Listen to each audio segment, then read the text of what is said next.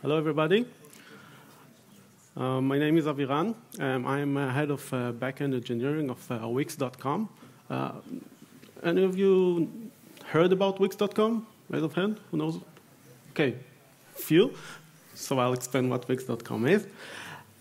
Today, we're going to talk about how some stories from the trenches, how Wix scale, how did we scale our system from a small startup to now that we have roughly 67 million users. Wix.com, for those of you who don't know, it's a web publishing platform. You basically got a WYSIWYG editor. You go and drag and drop whatever you want, HTML5. You save, you click publish, and you got a website up and running in like 2 minutes. You don't need to do anything. So this system is built for my mother. Okay. A little bit about the numbers. So like I say, we have about 60, it's about almost 60. Next week, it's going to be 67 million users. We handle about 2 petabytes of data because we do all the hosting ourselves. We run in 3 data centers, plus the 3 major clouds. Some of the services run in our own data centers. Some of the services run on the cloud. We handle about 2 billion HTTP requests per day. And we're about 1,000 people in Wix. About 50% are in the R&D. So if you think about, and I'm going to ask you a question, think about the answer until towards the end of the presentation. What does it take to run a website? Okay, you have a website and you host it on, let's say, a shared server. How many sites can that server handle? Okay, and think about it a little bit. If you ever had the privilege or to host a website on one of the providers like GoDaddy or one-in-one or whatever, you get a shared server. Think about how many sites can one server handle. OK, so Wix didn't start with 67 million users or 66 million users. We actually started as a very small startup. And when you're starting as a small startup, the most important thing that you have to do is get your product out as fast as you can. Time to market is critical. And that's exactly what we did. So we built on top it was like 6 years ago. We built on top of whatever stack that the developers actually knew. So we had one big monolith with Tomcat that everything was on it. We had one MySQL database. Shortly after, we added the light HTTPD like as a static file server, because after like 500,000 files, Tomcat can't really handle serving a lot of files. So we added that. And it was a very good decision back then when we had less than 1 million users, because we could roll out a lot of features. It was that easy. But there comes a time when the company started to succeed and we got more and more users. It was roughly around the 1 to 2 million mark. When I say users, I'm talking about the website builders, those who come to our platform and build websites. And the fact that we ran on this monolithic giant caused us a lot of problems. More in the development areas, where now you have a mesh of features that don't really relate to each other. And also in terms of performance, because this one server that did a lot of things. So we had to change the way our architecture works. And in order to do that, we had to break the system. But before we got to the point that we need to break the system, I mean, when you go into separating your existing system, you don't just take a hammer and, hey, I want to break this system and divide it to multiple parts. You first need to understand how. And that's exactly what we did. And we looked at what we're doing. I mean, we're a web publishing platform, and we looked what our users are doing, and identified 3 major areas of activities. The first one is when the user first comes to our platform, they come to edit the site. And we have concerns about what does it take to edit the site. So you had to do a lot of data validations. You have security concerns because you don't want users to edit each other's sites. You had to take care of data consistency and lots of data, because we're a web publishing platform and we store HTMLs, we store whole websites. So in terms of data sets, I mean, it's kind of big data. I mean, every site has, I don't know, 10, 15, 20 pages that we have to store. Now, when they finished editing the site, now the user comes and publishes the site, and now we have a different concern. Now we have those visitors that are coming to view the sites. And this is a completely different concern than editing a website, because now you have much higher traffic, because for every site you have hundreds or thousands of visitors that are coming to view those just new published websites. It has to be very, very fast. And one of the biggest problems that we have is, since most of our users are small businesses and personal websites, you know, just, I don't know, someone built like a website for their wedding.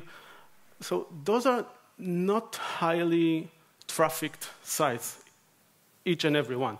So we have a very big problem of long tail. And when you have a problem with long tail, caching isn't really effective, because a site may have, I don't know, 100 hits per day or per month. It depends. And caching is really ineffective, and we had to deal with that. The third area that we identified is actually serving media and static content. So for every site that you go and view, you get the HTML, but every HTML consists of CSS and JavaScript and images. So for every request for a page, you have about 100 more requests to serve all the static content. And we had to do like viewport optimizations, so it will be displayed nicely on small screen, on mobile phones. We don't want to download like huge images to a mobile phone, so we have to shrink those images. Of course, the long tail problem stays, but it's kind of an easier problem in this area, because now this data is immutable. When you upload an image, you don't update it. So it's an easier problem to solve. We'll talk about that later. So identifying those 3 areas, we segmented our system into like 3 major segments. I put the networking layer on top. We'll discuss about a little bit later. So the editor segment is basically the area of the system where people come to edit their data. We have the media segment where we serve all our static content, and we got the public segment where we serve the visitors of the site. They have some dynamic data. It's not just static content. It has some dynamic data go into it, but it serves mostly immutable data, whatever was published from the editor. Now, those segments are not servers, those are segments. And we decided to go into the microservices architecture. So our system looks something like this. Every microservice that, this is just a partial look, every microservice that we have has to fit mostly into those two categories. And by allowing our mind to think this way, when we come to write a new microservice, we think, okay, where does it go? Does it belong to the editor segment? Does it belong to the public segment? It helps identifying the boundaries of a microservice. And what does it do? What are the concerns? What is the availability concerns? And what are the data concerns of each microservice? So, having said that, we put some guidelines to our developers in how to write a microservice. So how to write it's not just a microservice, it's how to write a service. So each service has its own database schema. Usually, two services don't share a schema. The only exception is if you need something to do like you have a performance concern, then you're kind of allowed to have an item microservice, one in the editor, one in the public segment, or two. Most of the time, it's two on the same segment. I don't think we have one of each. Most of the time, it's like two on the same segment that may share a schema. They have the same domain and access to the database, but only one can write to a schema. The other one is read-only. All the services are stateless. We're working with MySQL and relational databases. I know it's kind of hype and cool to be in the NoSQL world, but MySQL or any relational database is a great NoSQL server. If you use it correctly, you can have a great performance out of those. And we also have NoSQLs, but we default to the relational databases because it's easier to maintain. When you do a lot of web services, a lot of DevOps, one of the most important things to remember is it has to be easy. You have to recover fast from failures. And NoSQL or MySQL is a great database that there's a lot of domain knowledge, and in case of problems, we know how to recover fast. Now remember the long tail problem that we have, because you have a performance issue, the first thing you say, hey, I'm going to stick a cache in front of it and solve all my performance issues. When you have a long tail problem, that doesn't work. And it is a very strong guideline to the developers that when you build a new service, caching is never part of the architecture. It only comes to solve a real-world problem after you did all the optimization to your service. So when an engineer comes to do a design review and I see a caching layer, that's immediately go back to the drawing board and come back without any caching. You introduce caching only later, after you run in production, and you actually see that you did everything that you can to optimize the system.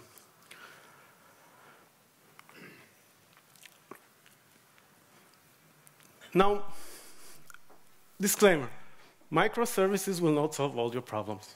Okay? Everything that we do is about trade-offs. And with monolith, you have a big pile of, let's call it problems. Go with that. With microservices, you have smaller problems. So if we'll look at the microservices trade-offs that we saw before, the fact that we have just one, every microservice has only one database schema. I mean, you gain in scaling. It's easier to scale microservices. because you have different concerns. If I have a microservice that is mostly read-only, I can configure the databases to be read-only and don't have the concerns of now writing to these databases. Now the trade-off is you got a more complex system, because now you have to go in order to have like a query that needs to go to 2 schemas or two tables, you have to go through 2 different microservices to get the data. On the other point, if we have one service that writes the data, it's mostly the same. You gain decoupling, because now when you have to do schema changes, you only have one microservice to concern about that.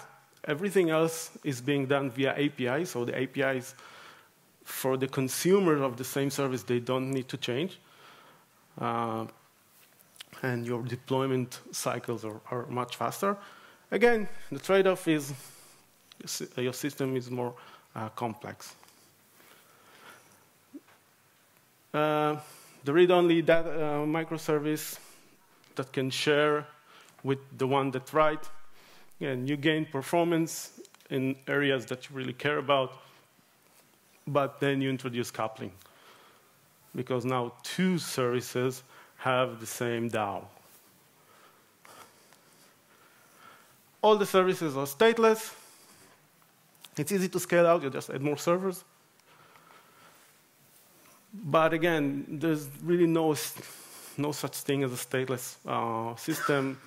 The state is just being stored on a database or somewhere else that is not part of the system.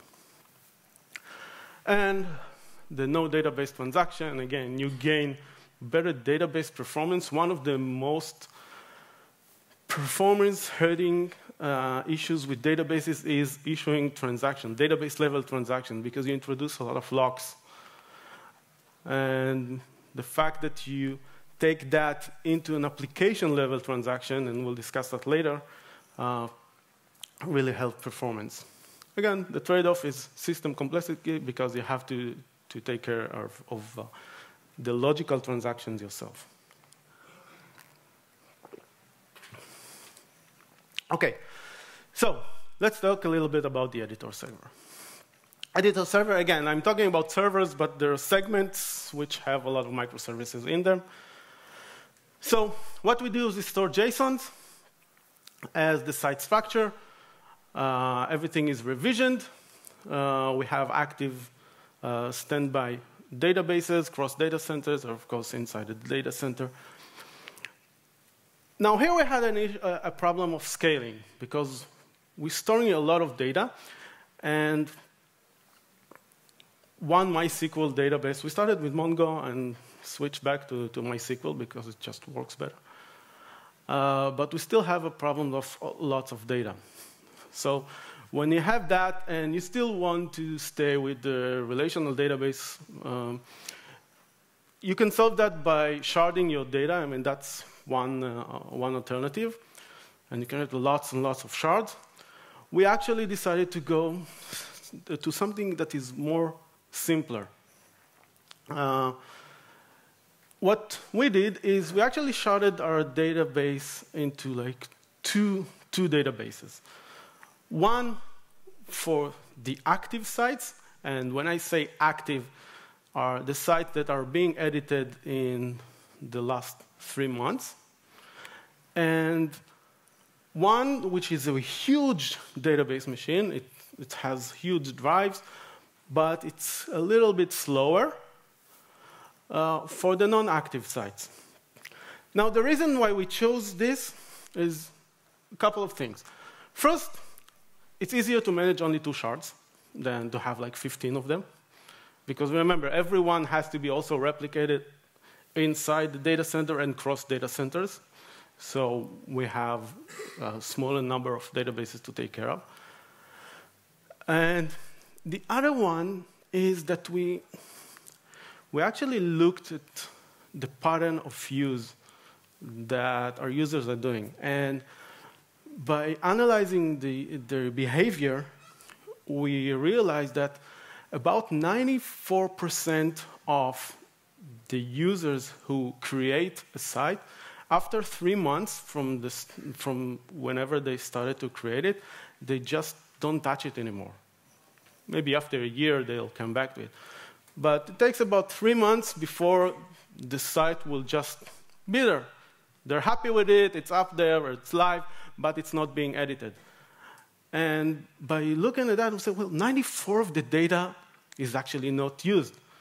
So I can put it aside and have only a small portion of these sites being served from a really, really fast databases. Now, when a user comes back, after, let's say, a year, we just copy the data from this archive database to the active database. Now, the archive database is a little bit slower, but you only get that performance hit only the first time when you come back after 3 months.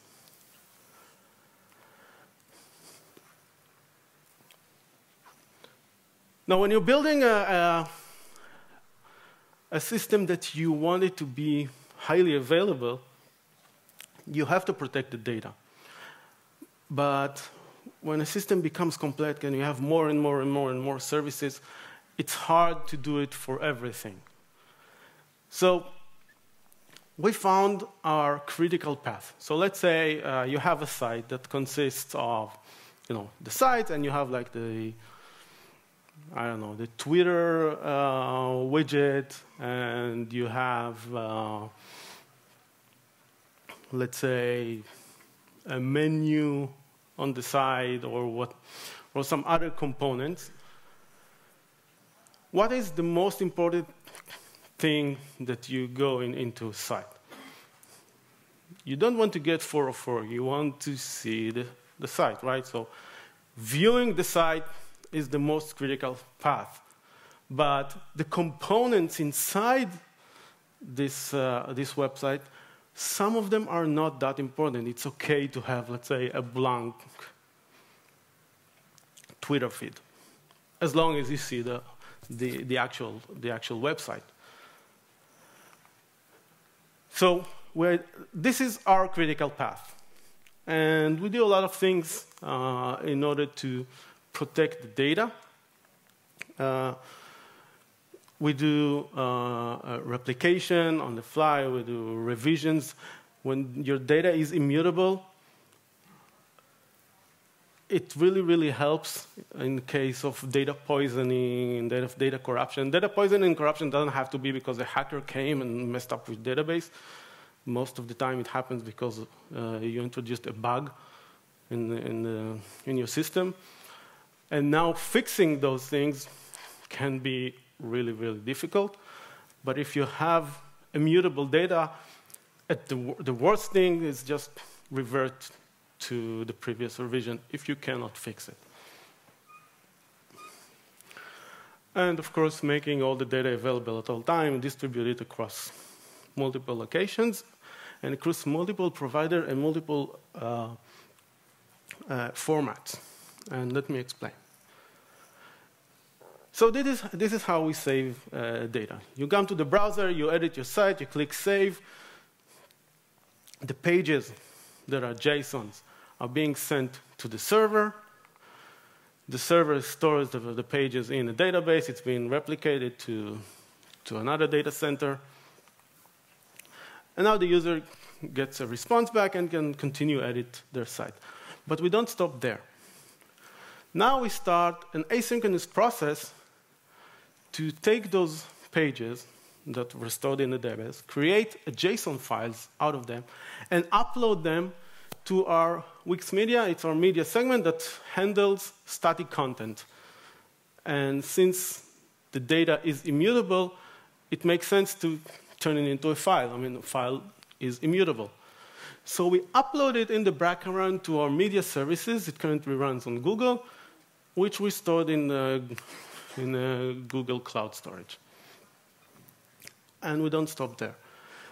Now, once it's being stored there, our media segment servers replicate the data into 2 other copies in 2 different locations. Now they move this file also to Amazon, and there it's being stored in S3, and to our own data center, a different data center, where we store another copy.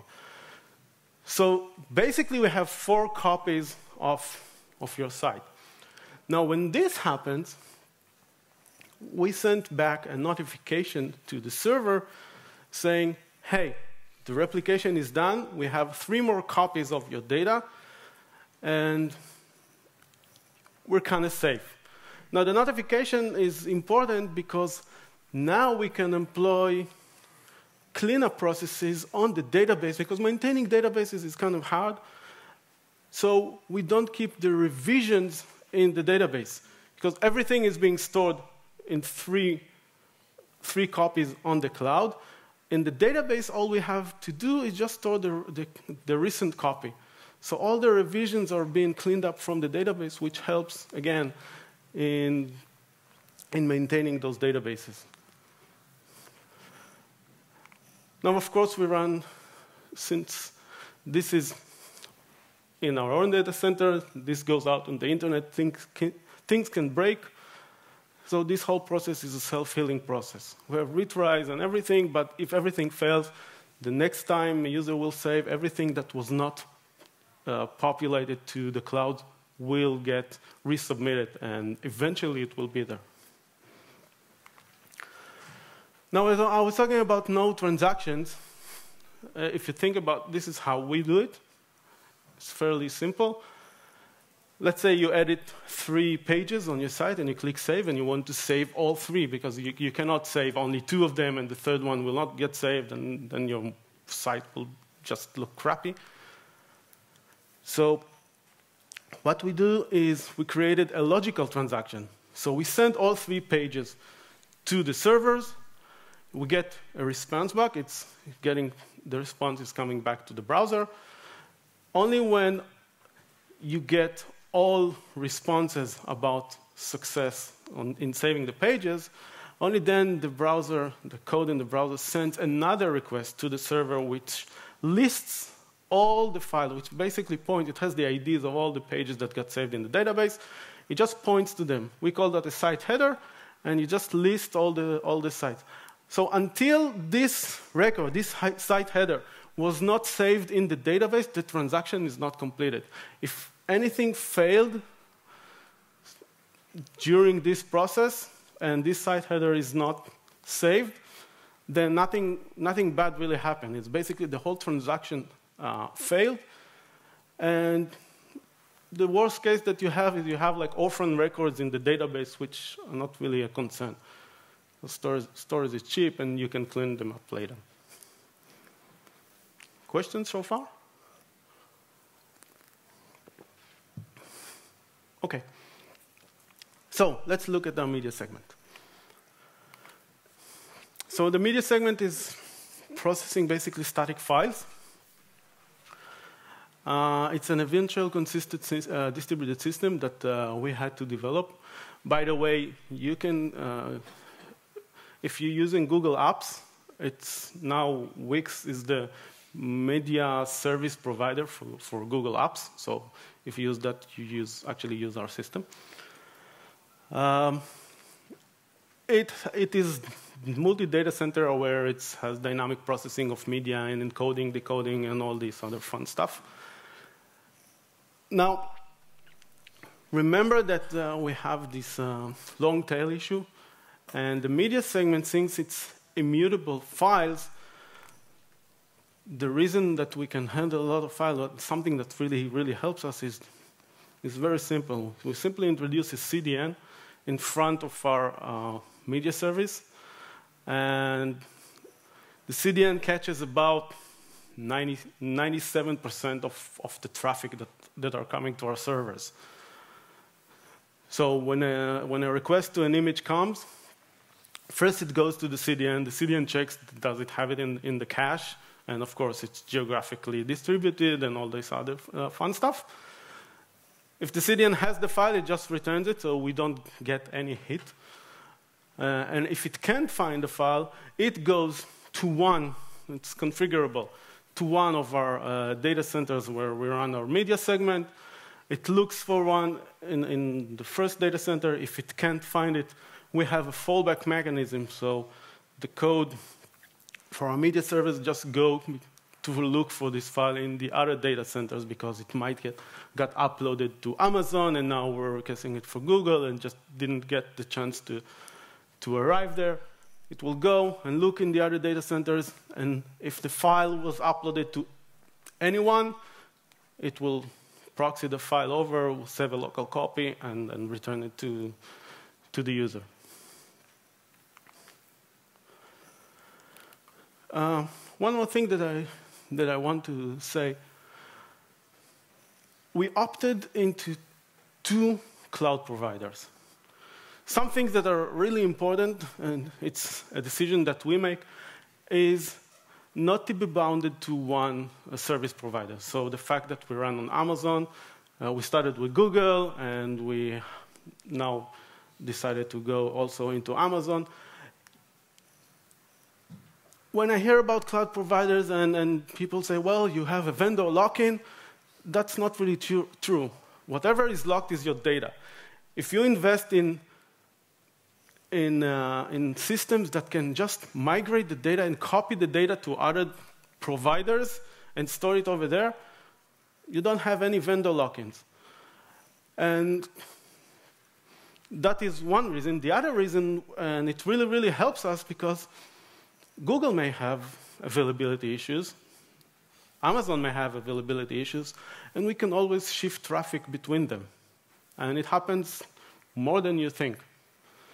We just, really, we just shift traffic. If Google have issues, then we just serve from Amazon. If Amazon have issues, we serve from Google. So whoever is more available. This is something that we as a company decided, okay, this is something that's really, really important to us, that our users will always have their website available. So we're doing a lot of things in this area.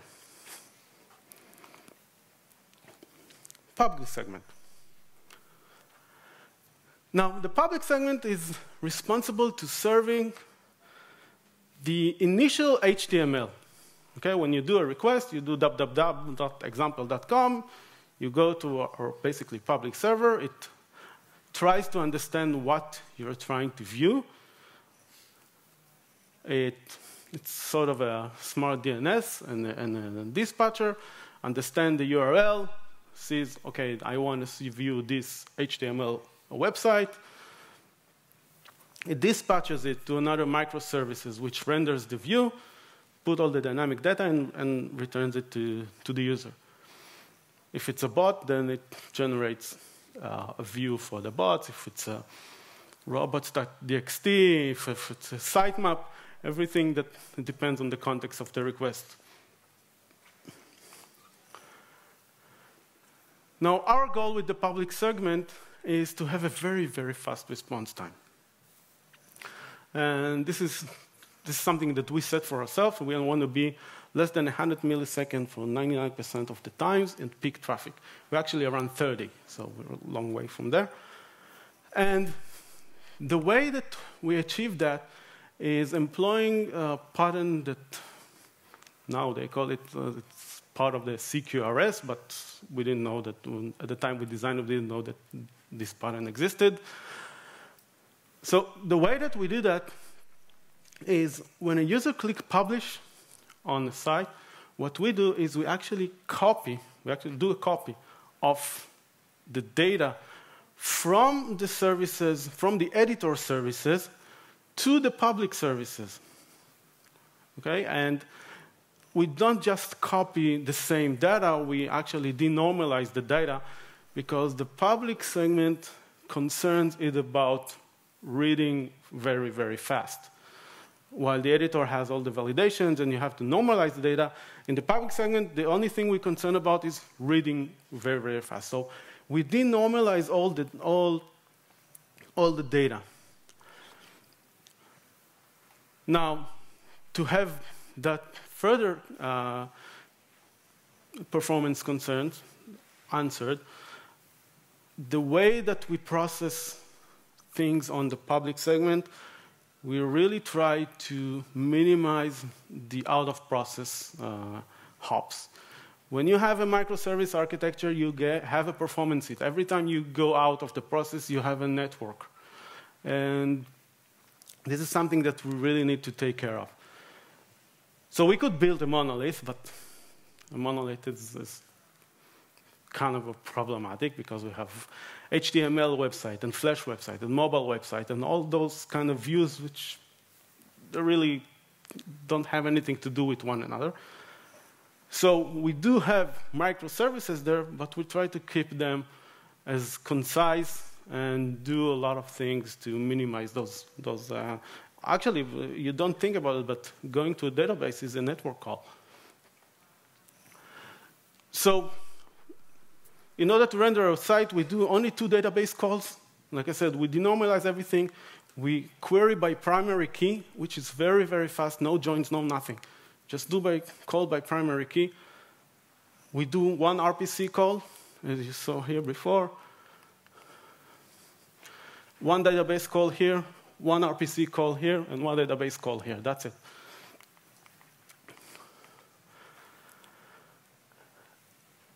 All the lookup tables, we just cache in memory. We do like every couple of minutes, we just go and grab another copy because those are kind of small data sets, so we grab and store a local cache copy. And one of the things that we're doing is we're minimizing the business logic on the servers.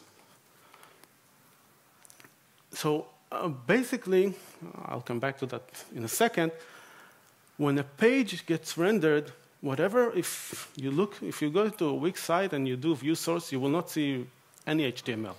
What you will see is a bootstrap HTML that has a bunch of data entries, pointers to those JSON files that we just uploaded to our media services.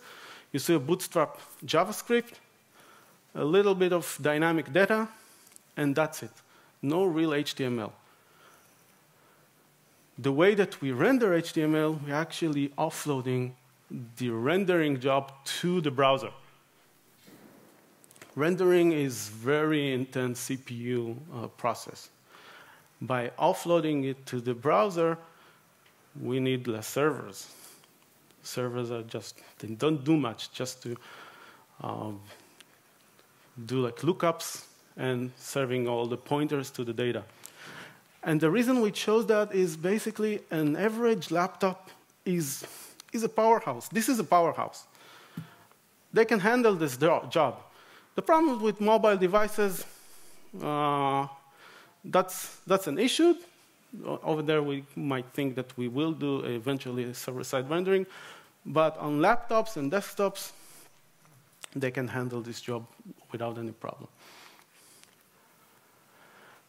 Now, we choose JSON because it's really easy parsing. It's native to JavaScript, and it's really easy to use it on the servers, too. One thing that helps us that we use JSONs is if you have a bug, think about it. If we would have to do like server-side rendering, and let's say during the publish we would render the site, okay, asynchronously, so we don't have any concerns. But what if we had a bug in the rendering engine, and we're already rendered, I don't know, 20 million sites? We had a bug. What would we do there? We have to re-render everything in order to fix the bug. The fact that we have it in JSON and we do real-time rendering, the only thing that we have to do is just deploy a new code and you fix the bug. So that really, really helps us a lot of times. And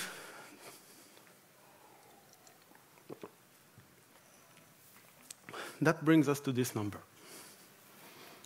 Remember what I asked you at the beginning? How many sites can run on one server?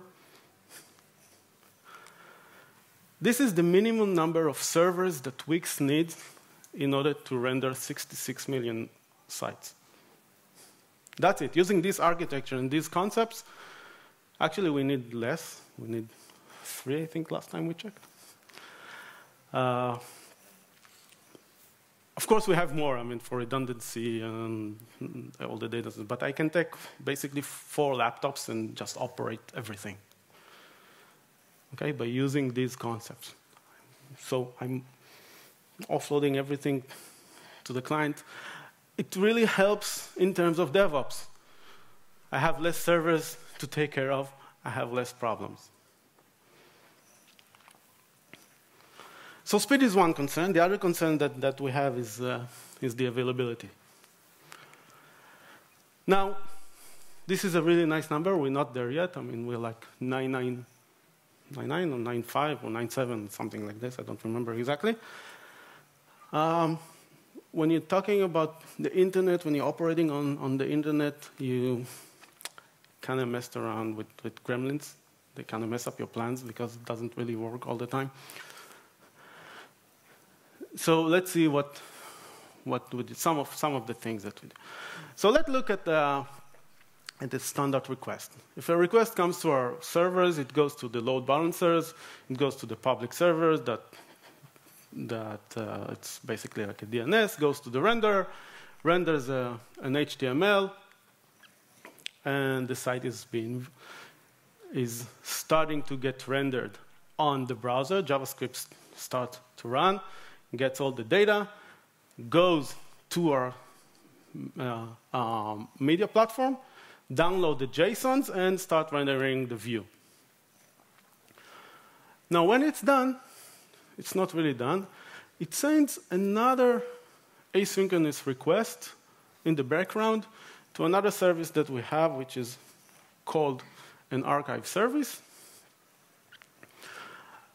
And this is also on Google. And what we do there is we send the same request that came from the browser. We send it back to our servers to get the same bootstrap HTML, and we store it on the cloud. We'll get back to it.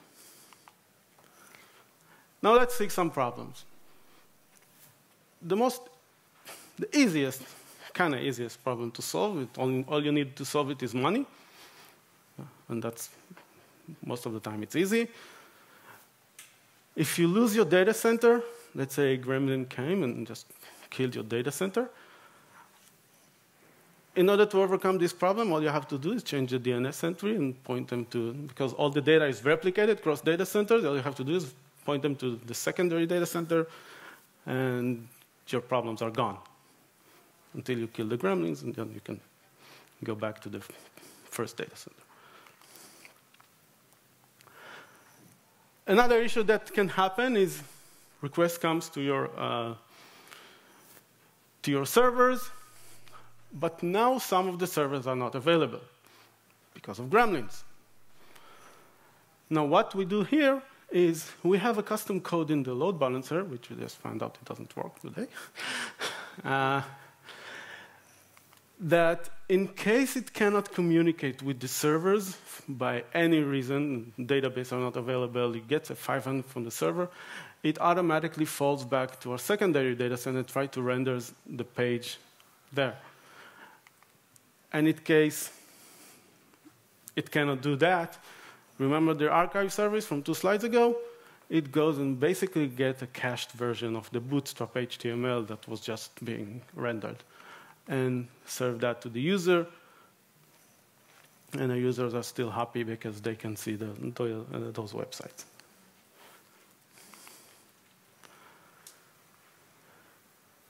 Now, we're living in the web, and not all the problems are in our data centers. Some of the problems can happen on the client side.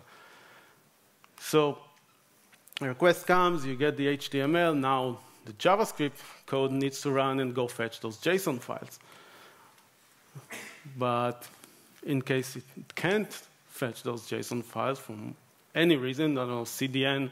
Most of the time, CDN sometimes is broken or they have networking issues. What we do is we have another fallback. You just bypass the CDN. And most of the time, it's to the secondary media platform. So if one is pointing to Google, the fallback will be to Amazon. And if that doesn't work, we still have one more place to go. So we go back to the editor server, which has those pages stored in the database. And we try to fetch those JSONs from the database, and still the site still available. Okay, I have 6 minutes, good. Summarize. So in order to build a highly available and fast system, what we did is we identified those concerns, which really helps us building those microservices. We're building redundancies on the critical path. We cannot do it on everything. It's really, really hard work in building all those redundancies and fallbacks. Denormalizing the data in order to have very, very fast queries in the database. We minimize the out-of-process hops for performance gains, and we take advantage of the CPUs on the clients. And that really helps us sleep good at night, even knowing that there are gremlins around. And this is the time for a question. The slides are over there on SlideShare. You can scan the QR code. You can reach me on Twitter. Oh, you got a lot of questions. What's that? Questions? Can you please define long tail? Long tail is basically when you have a lot of data and the requests are coming to different parts of the data. You don't have a lot of requests to the same data. So, like I said, caching is most of the time you get a cache miss instead of cache hit. Yeah, did I answer the question? Anonymous, everybody is anonymous. Okay. Why do you use multiple cloud services? Surely that's more expensive and more integrated work on your part. Yes. It's more expensive, it's more integrated work, but it's something that we think will give our customers or user a better service. We don't have vendor lockdowns, and we can mitigate vendor performance availability issues by having those two. Yes, question. How do you measure your site response time? How do I measure my site response time? 2 ways. One, we measure on the servers. So we got our own monitoring tools. We got New Relic that monitors server responses. We also monitor it from the browser. We have code, JavaScript in the browser. Part of our code that runs, it just sends BI events to our servers whenever the site is rendered. So we know the performance. Yes?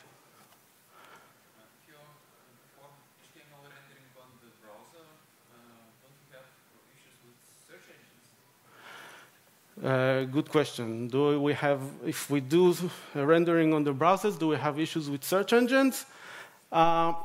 We use something that is called Ajax crawling. It's something that Google supports. It's basically putting a meta tag on the HTML that says to Google, hey, if you're coming to this site is mostly JavaScript, go to this special endpoint, you just send a parameter and then adds a parameter to the URL, and then we render a server-side view of the site. However, this view is not exactly as the one on the browser, because for search engines, we don't need the colors and the animations and all the other things that making rendering very intensive. We just render the content as it is presented on the site. So it's less of a server CPU intensive work. Yes? Which provider is more reliable?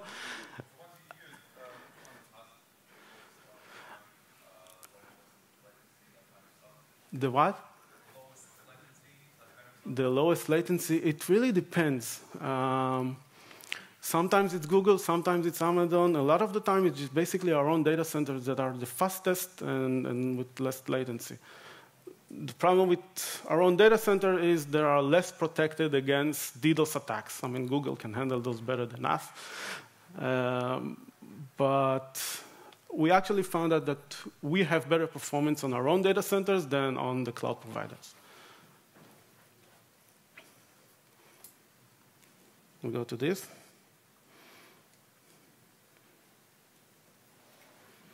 When public, oh, well, wait a minute. Do you need versioning of the page's JSON formats? Yes and no. We have versioning. We sort of have versioning. We don't have it in the header of the JSON. All our code is backward compatible, so it can handle all previous versions from the beginning of time. It's a problem. Time's up. Just finished my sentence. Because sites, the reason we don't have versioning is because we don't edit the sites. It's our users. And when they're created some content, we cannot touch it. And we always have to, even if we have newer versions of the viewer and the rendering engine, we always have to take care of those sites. We cannot say to our users, hey, you built a site 2 years ago, and although you're very happy with it, we don't support your site anymore. So we always have to be backward compatible. OK, so my time is up. You're welcome to contact me. I'll stay here for a bit longer. So thank you very much.